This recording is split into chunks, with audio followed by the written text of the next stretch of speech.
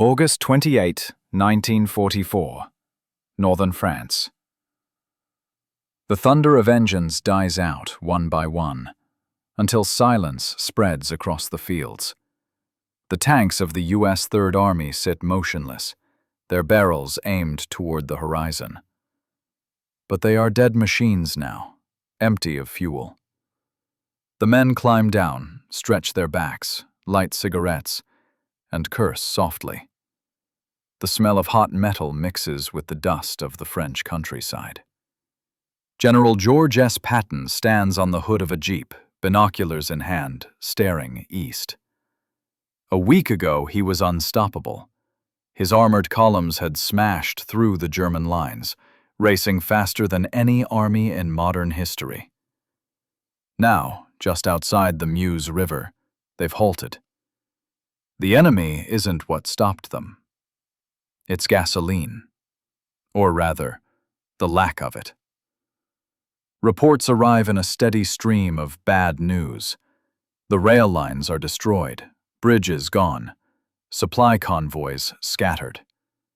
Every drop of fuel has to come by truck, and the trucks can't keep up. Patton slams his gloves on the hood. "We could take Berlin if someone could get us gas," he growls. His aide answers quietly, "Sir, there's no gas to get." The German commanders on the other side of the front laugh. To them, this is the proof they've been waiting for. They had always believed Americans could fight, but not sustain it. A nation of amateurs with too much machinery and too little discipline. In their war rooms, they study maps, tracing the long lines of Allied supplies stretching from the beaches of Normandy to the front lines. It looks impossible. They tell themselves, they can't keep that up. But in a few days, those same generals will be staring at reconnaissance photos that make no sense. A solid ribbon of trucks, headlights glowing, snaking through the night from Normandy to the front. The Americans are about to invent something that shouldn't exist, a highway of war. It begins in chaos. Every army in France needs fuel, ammo, food. Every truck driver thinks his load is the most important. Roads are jammed for miles, drivers sleeping in cabs, engines idling until they overheat. Some routes take 2 days to cover 50 miles. In desperation, the Allied command does something no manual ever suggested. They shut down every road except one. A single, endless loop running from the ports to the front lines and back again. No civilian traffic, no turns, no stops, just movement, trucks rolling day and night. They give it a name, borrowed from the railroad term for express freight. The Red Ball Express. A red circle painted on each truck's bumper, and a red arrow pointing forward, the only direction allowed. The slogan is simple: keep 'em rolling. At the docks of Normandy, a sea of trucks lines up under the gray dawn. Thousands of olive-drab GMCs, Dodges, Studebakers, engines idling, exhaust curling in the mist. Each one carries drums of gasoline, crates of rations, artillery shells stacked to the roof. And behind every wheel, a driver. Many of them barely 20 years old, many of them black.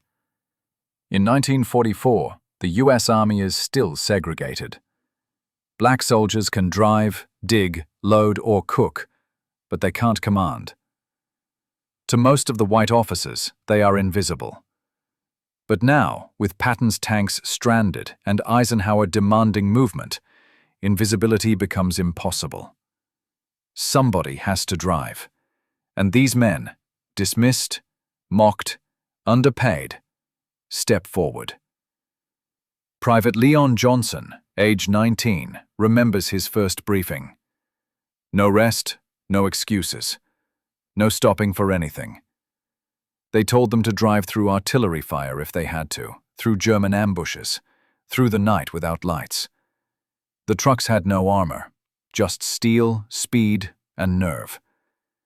Each man carried a rifle beside him, not for combat, but to keep from falling asleep at the wheel. As night falls, the convoy begins to move. Engines rumble in rhythm. Trucks follow taillights that are blacked out except for a single slit of red. The road stretches into darkness, like an artery pulsing toward the front. They drive blind, by instinct, by sound. When one truck stalls, two others push it aside without stopping. Nobody can stop. Somewhere ahead, a white MP stands in the glare of a lantern, directing the endless stream like a conductor of steel. The ground shakes. The air tastes of diesel. Men joke that they'll never stop hearing the sound of gears grinding, even in their sleep.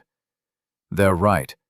By the second week, the Red Ball Express becomes a living organism, a metal bloodstream feeding Patton's army. At its peak, 6,000 trucks move along the route 24 hours a day. The drivers call it the greatest race on Earth. They push their trucks so hard that tires melt from heat, engines seize, brakes vanish. Some repaint the slogans on their hoods: Hell on Wheels, Hot to Trot, Patton's Lifeline. Others just write home on scraps of ration boxes, letters stained with sweat and grease. In the field hospitals, doctors treat drivers for exhaustion as if it were a combat wound. But the line doesn't break. It can't, because every gallon they deliver keeps an army alive, and every delay costs men's lives at the front. By mid-September, German reconnaissance planes begin reporting something strange.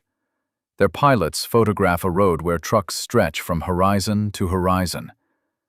Headquarters refuses to believe it. The Americans can't have that many vehicles, they insist. They send another plane. The same report returns. A river of trucks, faster than trains, endless, unstoppable. The Red Ball Express has turned logistics into a weapon. That autumn, as the first cold rains fall over France, a black driver named Corporal Eddie Carter pulls into a muddy depot. He's been awake for 30 hours straight. He climbs down, hands shaking, eyes red. A white officer walks by and mutters, "You boys are making history." Carter doesn't answer. He just looks at the line of trucks behind him and says, "We already did." The first thing every Red Ball driver learned was that maps were useless. Roads changed daily. Bombed bridges, collapsed villages, mud that could swallow a truck whole. Routes were drawn in chalk on dashboards, and by the time you reached the halfway point, half the road didn't exist anymore. You didn't navigate. You guessed. You prayed. And you followed the convoy ahead of you. The trucks were spaced 60 feet apart. No lights, no radio, no mercy for hesitation. One wrong move, and you vanished under the wheels of the man behind you. Drivers joked that it was like racing through hell with no headlights. No one laughed for long. The Germans knew the Red Ball Express existed, but they couldn't believe it was real. They sent fighter planes to strafe the convoys, snipers to pick off drivers from tree lines, saboteurs to plant mines in the roads. The answer was speed. If you moved fast enough, you were untouchable. One driver remembered bullets pinging off his fuel drums while he kept his foot down, his truck vibrating so hard the steering wheel felt like it might snap. "If I slowed down," he said later, "I'd be dead." So I didn't. Every mile was an obstacle course. Bridges cracked under the weight of endless traffic.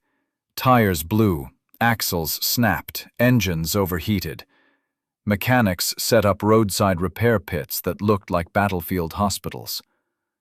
Trucks limped in missing fenders, windows, sometimes whole doors, and rolled out patched with scrap metal and prayer. A convoy commander once said, "If it can roll, it can haul." and they made it roll, again and again. By September, the convoy was consuming itself. The Red Ball Express burned 12 million gallons of gasoline a month, just to deliver more gasoline. The arithmetic was insane, but it worked. In logistics, motion mattered more than math. Patton's tanks, once stranded, were now racing again, and the German retreat turned into a rout. American generals began to realize that the trucks weren't supporting the war, they were the war. For the men behind the wheels, there was no glory, no headlines, no medals, just motion. They learned to sleep in snatches, 10 minutes at a time, head against the steering wheel, foot still on the clutch. Meals were cold rations eaten one-handed at 40 miles per hour. The drivers' faces turned gray with exhaustion, diesel soot and French dust. But the convoys never stopped. Private Leon Johnson, who had driven over 2,000 miles without a single day off, wrote to his mother, "We don't see the front, but we hear it. The ground shakes sometimes. We drive through towns that smell like fire. But every barrel we drop off is one more step closer to home." She never saw the letter. It was found in his pocket after his truck hit a mine outside Chartres. The Red Ball Road became a blur of danger and noise. At night, the convoys glowed with the dull red of brake lights through fog and rain, like veins pulsing in the dark. During the day, they raised so much dust that Allied pilots used the cloud as a navigation point. Locals began calling it the road that breathes. Black drivers carried not just the war's fuel, but the weight of its contradictions. They were soldiers of a country that still segregated them. They risked their lives for officers who often refused to eat beside them. But in the cab of a truck, hierarchy didn't matter. Only distance, speed, and survival. The army could write its rules. The road wrote its own. Some units began painting names on their trucks. Sweet Lorraine, Georgia Peach, Midnight Rider. Others decorated dashboards with photos from home. A child, a wife, a church back in Alabama. It made the machine human, gave the endless grind a face. Chaplains joked that the Red Ball Express had more saints than the Bible. Saint Clutch, Saint Axel, and Saint Brake. For the German High Command, the laughter was gone.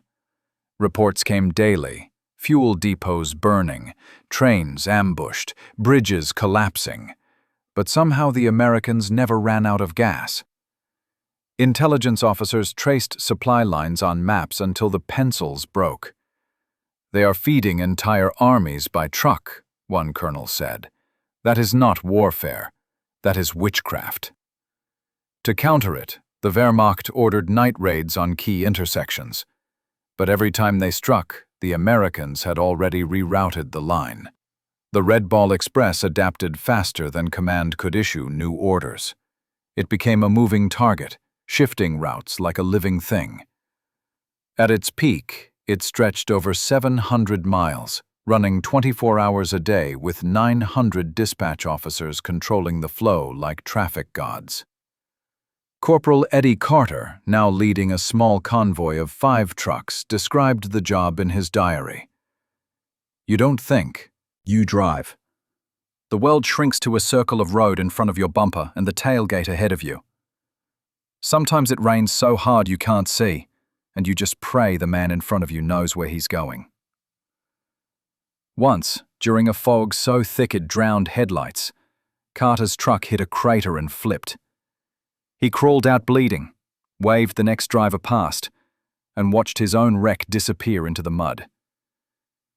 10 minutes later, he was helping fix another truck, refusing evacuation. "If I can stand, I can drive," he said. The convoys developed their own culture, a slang, a rhythm, a shared insanity. They called officers checkpoints, breakdowns, ghost trucks, and Germans, the audience. They invented songs to keep awake, syncopated chants that mixed gospel, blues, and engine noise. "Roll, roll, red ball, roll," they'd sing into the night, drums of fuel thumping in the back like a heartbeat. The road itself became their world. Some men didn't know where they were in France anymore, only how far they were from the next depot. White soldiers at the front began to notice something unexpected. They no longer saw trucks arriving. They simply woke up each morning with full tanks and hot meals. The supplies just appeared, as if conjured. The Red Ball Express had become invisible again. But this time, invisibility was victory. By early October, the line had carried over 400,000 tons of supplies. Ammunition, food, medical kits, all delivered under fire, all at the speed of necessity. For every hour that passed, another ton of war moved forward. In a world where German tanks couldn't find fuel to start their engines, the Americans were drowning in abundance. Logistics had turned into destiny. One German general, Heinz Guderian, who had written the book on armored warfare, saw the reports and murmured, "We have met an enemy who understands movement better than we do." It was a quiet admission that the Blitzkrieg had been outblitzed, not by panzers, but by people who refused to stop driving. Back in the mud of northern France, Carter's convoy finally reached a forward depot near Verdun. They unloaded drums of fuel under artillery flashes lighting the horizon. Rain soaked everything, turning the ground into a mirror of chaos. When the last drum rolled off, Carter leaned against his truck and closed his eyes. "That's one more army fed," he whispered. Then he climbed back into the cab, turned the key, and drove west again, because the Red Ball never slept.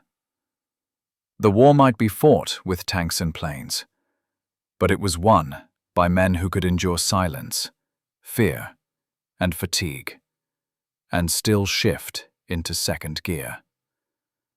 By October 1944, the Red Ball Express wasn't just a supply line anymore. It had become a force of nature. From the beaches of Normandy to the German border, it stretched like a living artery, pulsing with sound and motion. Soldiers called it the Iron Snake. The roads themselves began to wear out, ground down into fine powder by thousands of tires. The dust mixed with exhaust, coating men's faces until they looked like ghosts behind the wheels. But the ghosts didn't stop. They rolled through day and night because if they didn't, the entire Allied advance would stop with them. There were rules, strict, unbreakable rules. Trucks moved one way only, east to the front. No detours, no turns. Once you joined the flow, you didn't leave it until your load was gone. On the way back, the trucks returned empty but not idle. They carried prisoners, wounded soldiers, even refugees. The road became everything: supply route, ambulance, migration path, battlefield.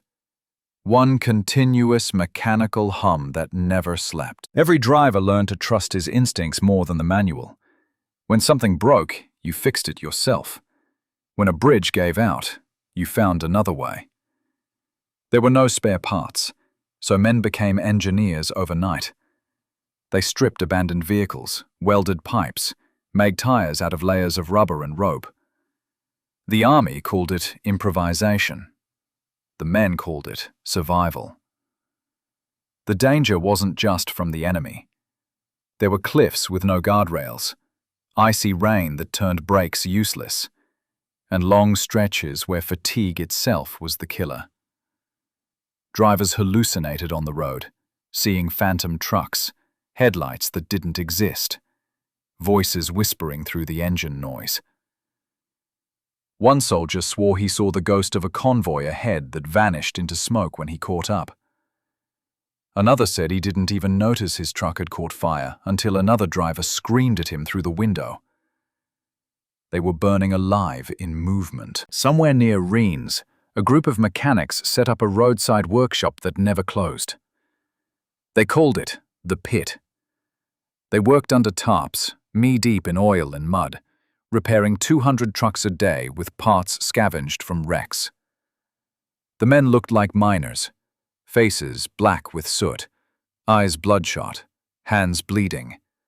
But they grinned when a truck roared back to life. To them, that sound meant another chance to push back the front line. The Red Ball Express was manned mostly by African American soldiers, over 75% of its drivers and mechanics. Officially, they were non-combat units. Unofficially, they were heroes the history books forgot. Their skin color made them invisible in reports, but not on the road, where the enemy saw only targets.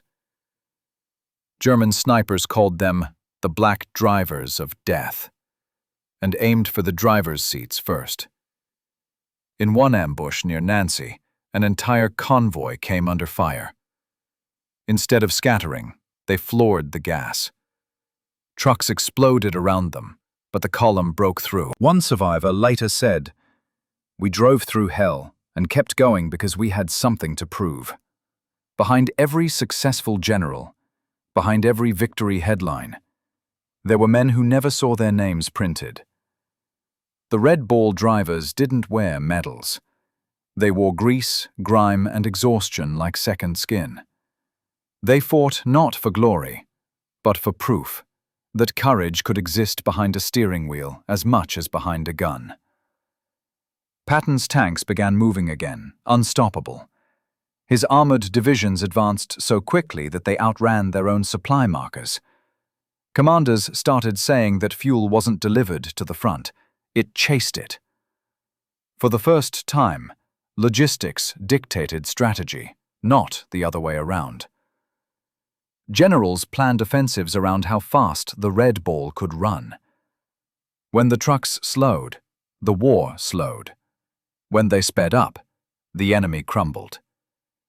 Even Eisenhower, who had once called logistics a necessary evil, changed his tone. In a letter to his staff, he wrote, "Without the Red Ball, our armies would starve in motion." He didn't exaggerate. The Germans had spent years perfecting the art of mechanized warfare. The Americans had perfected the art of keeping it fed. The German high command began to panic. Their spies reported endless traffic, convoys so thick that they clogged entire regions. Luftwaffe pilots were ordered to attack them, but Allied air cover was relentless. Every time a Stuka dive-bombed a convoy, thunderbolts were waiting. What the Germans couldn't see was that even when they destroyed trucks, it didn't matter. The Americans had replacements waiting, parked bumper to bumper at depots along the coast. They didn't just build trucks, they built redundancy. The Red Ball Express ran on exhaustion and optimism. Commanders rotated shifts, but many drivers refused to stop. Some went weeks without sleep, longer than a few hours. One black sergeant explained why. "Every can of fuel I deliver gets Patton closer to Germany. Every load of food means a soldier won't die hungry. That's worth staying awake for." By late October, the Express hit its peak. Over 6,000 trucks roared across France every day. That's one truck passing a single checkpoint every 15 seconds, day after day, week after week. They delivered 500,000 tons of supplies in 3 months.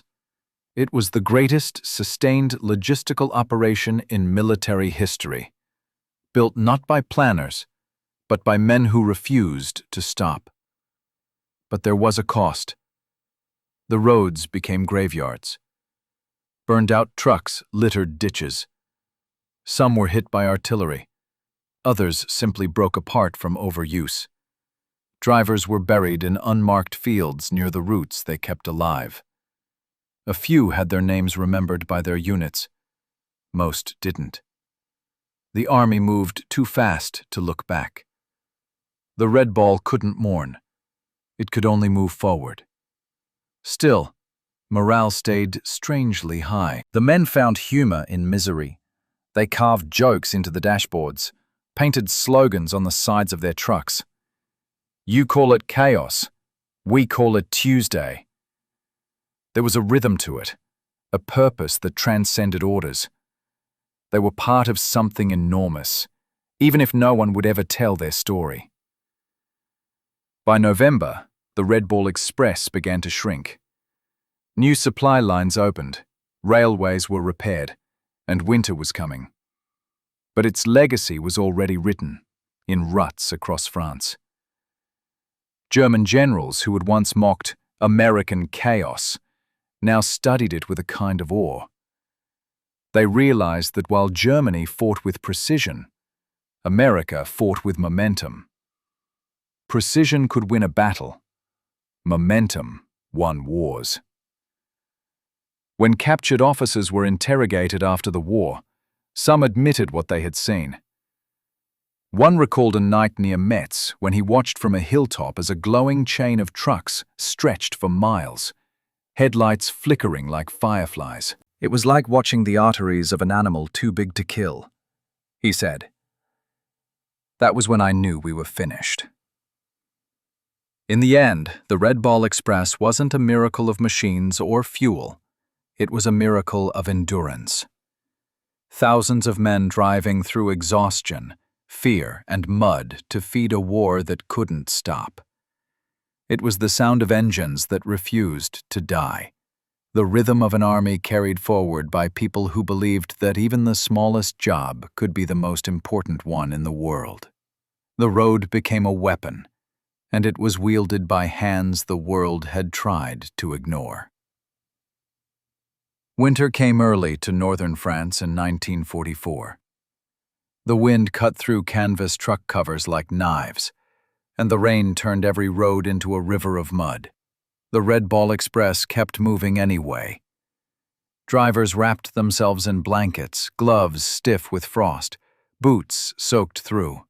They drove with one hand on the wheel and the other holding the windshield wiper rod that had long stopped working. The convoys slowed, but they didn't stop. They couldn't. The front was hungry. Every day, men froze in their seats. Some trucks slid off the road and vanished into ditches. The lucky ones were pulled out by passing convoys. The unlucky ones stayed there until spring thawed them free. Mechanics set up repair stations inside bombed-out barns, using lanterns to light the work. They thawed frozen fuel lines with fire and breathed life back into dead engines. Somewhere between desperation and duty, the Red Ball Express became more than a mission. It became habit, a heartbeat that refused to quit. By December, the system that had once seemed impossible was now routine. The army had built new roads, organized new depots, and expanded into a web of overlapping supply lines.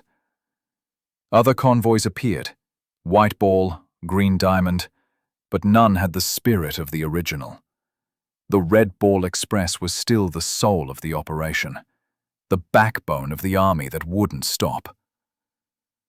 Then came the Ardennes, December 16, 1944. Snow, fog, chaos. The Battle of the Bulge exploded across the Western Front. The Germans had launched their last, desperate offensive, punching through the Allied lines in Belgium. The front folded in places, and for a moment, it seemed like the entire campaign might collapse. American divisions cut off in the cold fought with dwindling ammunition and empty fuel tanks. Once again, the lifeline ran dry. The order came down fast. Restart the Red Ball.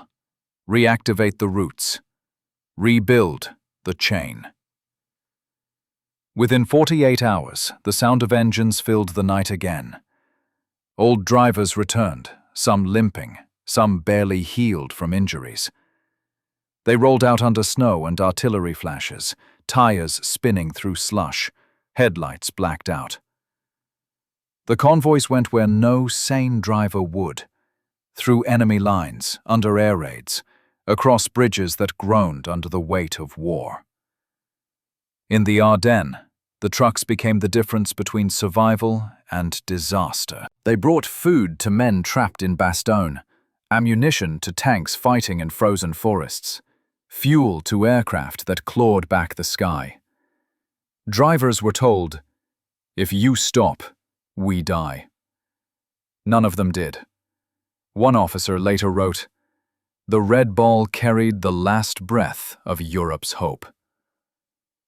He wasn't wrong.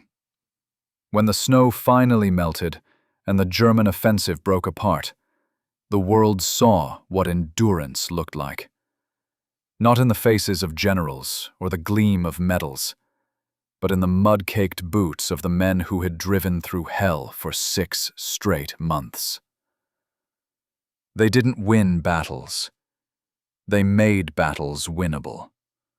In March 1945, the Red Ball Express was officially shut down.